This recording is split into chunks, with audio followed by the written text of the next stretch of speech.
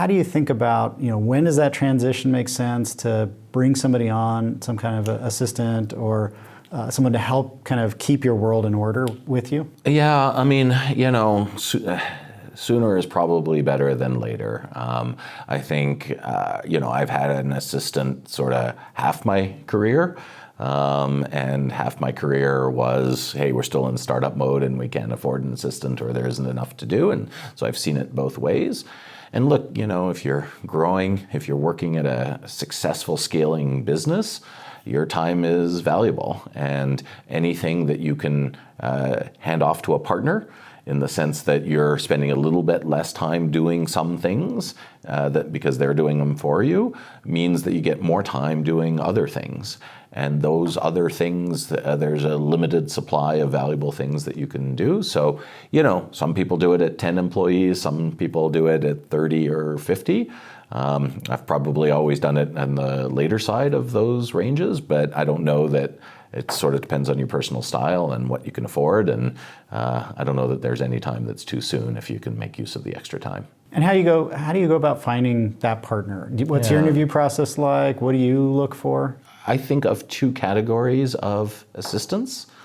Maybe three. The third one would be sort of the outsourced variety, but I've never really done that.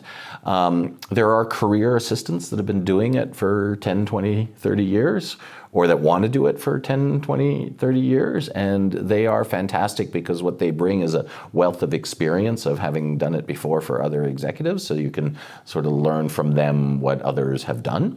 And then the other model is sort of, freshly graduated students, in our case, associates that have been through the Techstars program that are just, really smart people that understand the startup ecosystem and understand the world that we live in. And they may not want to do it forever, but it's a really valuable experience for them while they're doing it. And at the same time, you're getting somebody who's sort of built for the kind of business that we're doing. And I prefer the latter, but I think any of those three can work.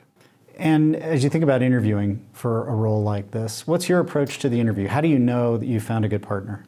This role, more than anything, is about personal connection.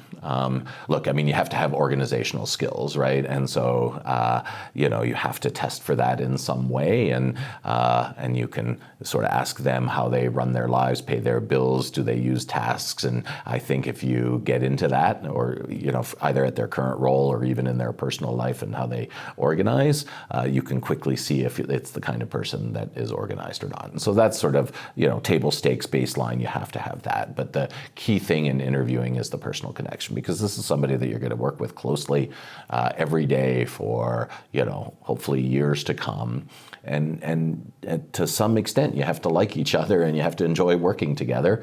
And if you don't have that, then it's not going to be worth it, right? Because you're just not going to take the extra time to explain something to them.